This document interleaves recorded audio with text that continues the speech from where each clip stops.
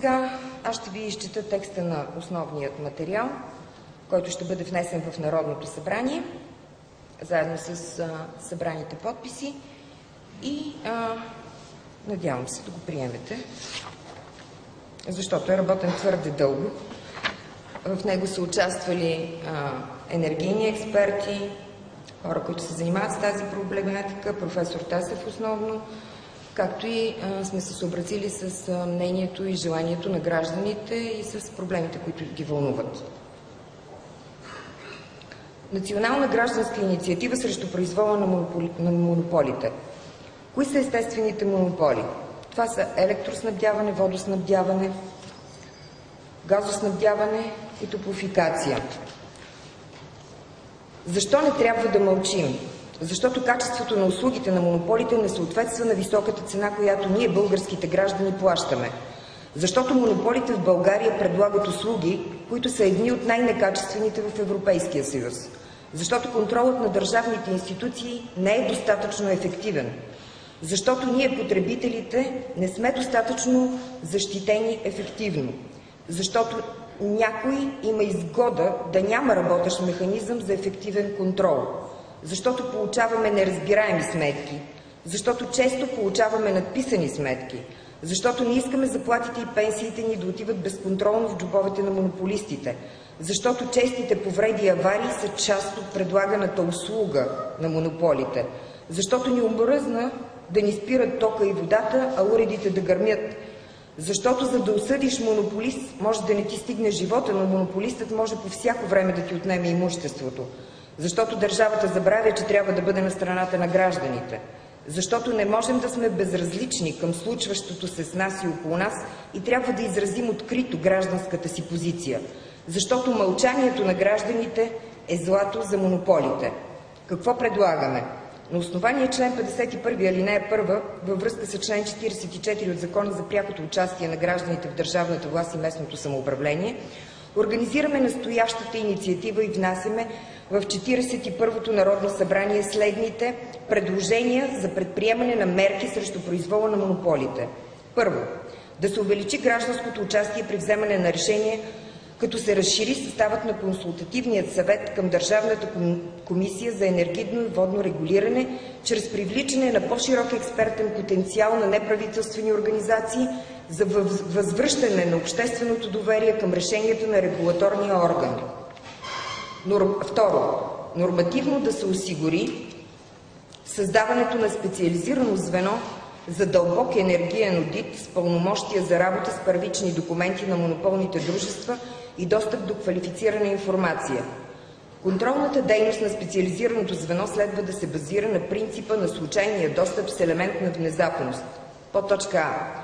За по-висока ефективност на дейността на звеното за дълбок енергиен одит следва да се разработи и динамично да се обновява специализирана база данни за пазарни цени по видове дейности, услуги, материали, оборудване, свързани с дейността на естествените монополи. На тази база да се извършват сравнителни анализи на ценообразуващите елементи, анализ на финансовите отчети и бизнес плановете на дружествата, както и оценка на нивото на разходите и тяхната диференциация. Подточка Б.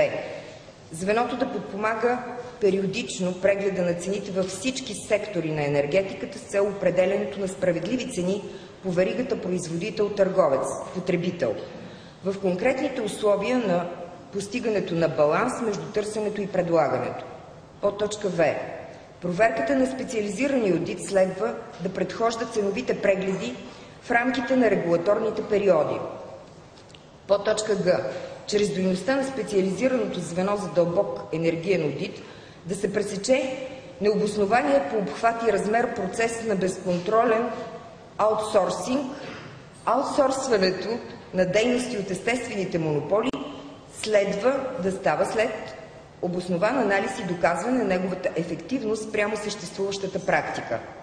Трето, да се въведе програма за декларативно намаляване размера на признатите загуби на енергия в дейността на естествените монополи с цел в следващите 5 години да се постигнат средноевропейски нива.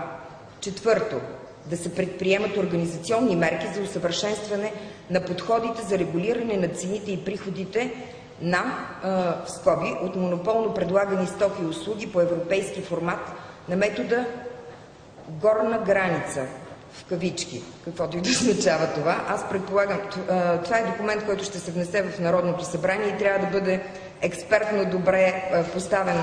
Вие ще получите информация какво се крие за тези сложни думи, така че не се шокирайте. Точка 5. Да се ускори пълната либерализация на търговията с електроенергия и въвеждане на борсовата търговия при запазване интересите на битовите потребители. 6. Да се стимулира извършването на промени на подзаконовите нормативни и регулаторни актове за гарантиране на прозрачност, непрекъсваемост на доставките, конкуренция и гарантиране на баланса между интересите на потребители, производители и доставчици на услуги, в това число да се гарантират интересите на потребителите да запазват правото си на ползване на услугата при констатирано драстично увеличаване на сметките до оповестяване на резултатите от проведената експертна проверка от страна на монополиста или контролния орган. Точка 7. Да се стимулира ускореното въвеждане на автоматизирани системи за обективизиране на цените на качеството на доставената енергия и качеството на системите за пренос и разпределение. Точка 8.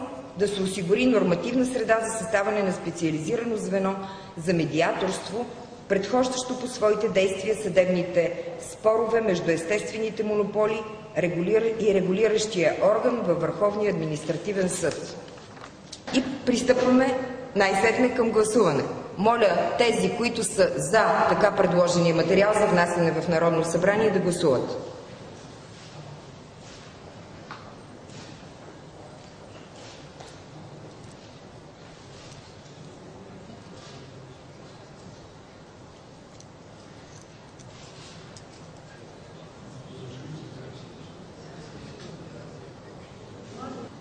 Значи приемаме материал с пълно единодушие. Така ли да го разбираме?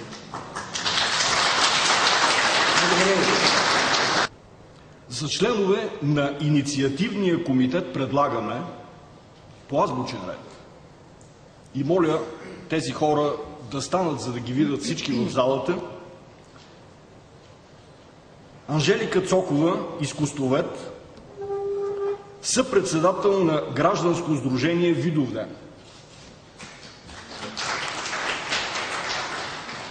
Професор Боян Доранкев, икономист, преподавател в Университета за национално и световно стопанство.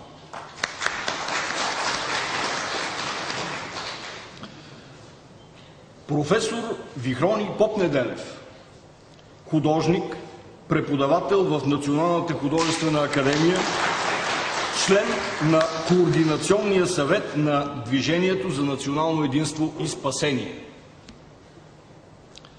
Камелия Тодорова, певица, актриса, представител на българските творци, подкрепящи Движението за национално единство и спасение. Красимир Луканов, журналист, редактор в предаването "Господари на ефира", член на Координационния съвет на Движението за национално единство и спасение.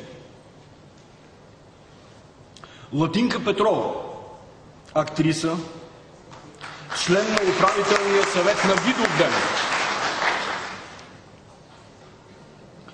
Радослав Логофетов, национален координатор на Зелени патрули.